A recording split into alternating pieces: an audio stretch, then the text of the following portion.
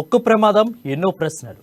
ఒడిశాలో జరిగిన కురుమండల్ ఎక్స్ప్రెస్ ప్రమాదంలో మానవ తప్పిదం ఉందా, ఇంకెవరైనా కుట్ర పన్నారా అనే అనుమానాలు రేకెత్తుతున్నాయి. అయితే లోకో పైలట్ తప్పిదం లేదని, గ్లలింగ్ వ్యవస్థను ఎవరో మార్చడం వల్ల ఇలా జరిగిందని రైల్వే అధికారులు అంటున్నారు. ప్రమాద కారణాలపై పూర్తి స్పష్టత రానప్పటికీ అనుమానాలు మాత్రం ఒక్కొక్కటిగా బయటకు వస్తున్నాయి.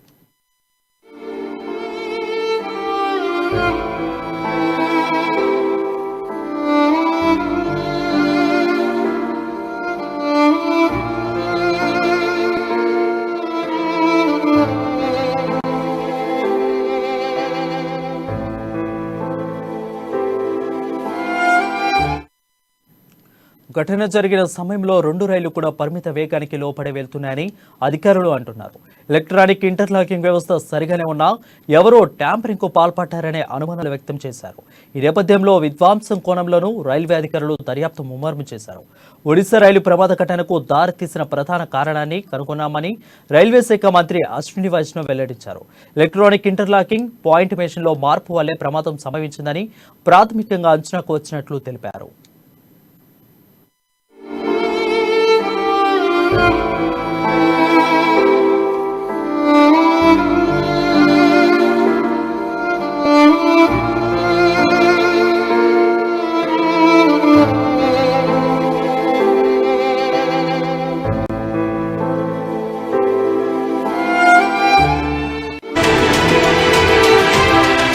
ఎలక్ట్రానిక్ ఇంటర్లాకింగ్ పాయింట్ మెషిన్ల పనితీరు, ప్రమాదం ఎలా జరిగి ఉండవచ్చనే విషయాలు రైల్వే పోర్టు అధికారులు వివరించారు.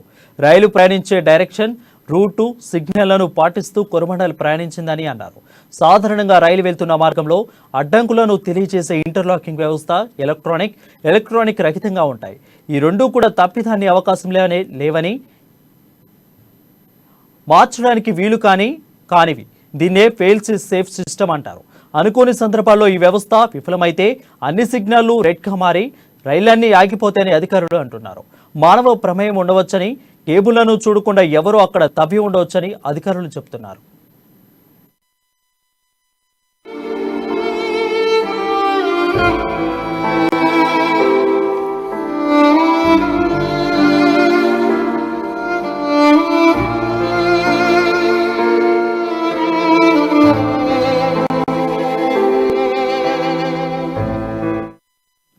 ప్రయాణ మార్గంలో గ్రీన్ సిగ్నల్ ఉందంటే దాని అర్థం ఆ లైన్ మొత్తం క్లియర్గా ఉందని డ్రైవర్కు తెలుస్తుంది.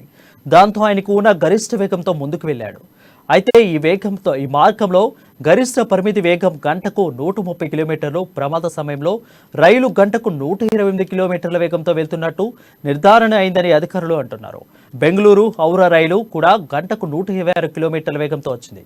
ఈ 2 రైళ్లు కూడా అధిక వేగంతో వెళ్లాయన్న ప్రశ్న ఉత్పన్నం కాదని, సిగ్నలింగ్ వ్యవస్థలో సమస్య ప్రమాదానికి కారణమని ప్రాథమికంగా తేలిందని రైల్వే పోర్టు అధికారులు ప్రకటించారు.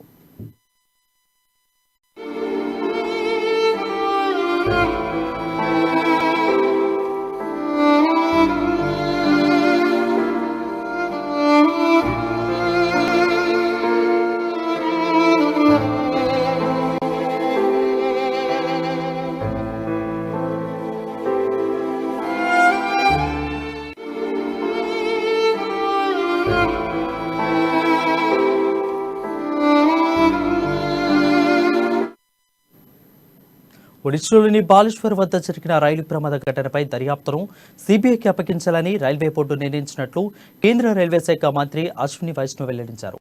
ఈ దుర్ఘటనపై సిబిఐతో దర్యాప్తు చేయాలని రైల్వే బోర్డు సిఫార్సును చేసిందని తెలిపారు. ప్రమాదం జరిగిన ప్రాంతంలో సహాయ కార్యక్రమాలు పూర్తయ్యాయని, ఘటనా స్థలంలో పునరుద్ధరణ పనులు జరుగుతున్నాయని అశ్విని వైష్ణవ్ చెప్పారు.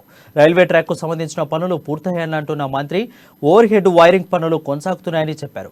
బాధితులకు ఆసుపత్రులు చికిత్స పొందుతున్నా అని చెప్పారు. రైలు ప్రమాదంపై అశ్విని వైష్ణవ్ పలు అనుమానాలను వ్యక్తం చేశారు. ఇది మానవ తప్పిదమా లేక మరేదైనా కుట్రకోణం దాగుందా అన్న దానిపై సిబిఐ విచారణ జరుగుతుందని అశ్విని వైష్ణవ్ వెల్లడించారు. उनके परिवारजनों को सूचना दी गई है, कंपेंसेशन दिया जा रहा है और रेलवे की स्पेशल गाड़ियां चलाई जा रही है, जिससे कि जो परिवार अपने परिवार के मेंबर्स यहां आना चाहें मिलने के लिए या फिर ये पेशेंट्स जो जाना चाहें उनके लिए हैदराबाद से, चेन्नई से, बैंगलोर से, कलकत्ता से, रांची से, सब जगह से स्पेशल गाड़ियां चलाई जा रही हैं ताकि पेशेंट्स अपने चिकित्सा कर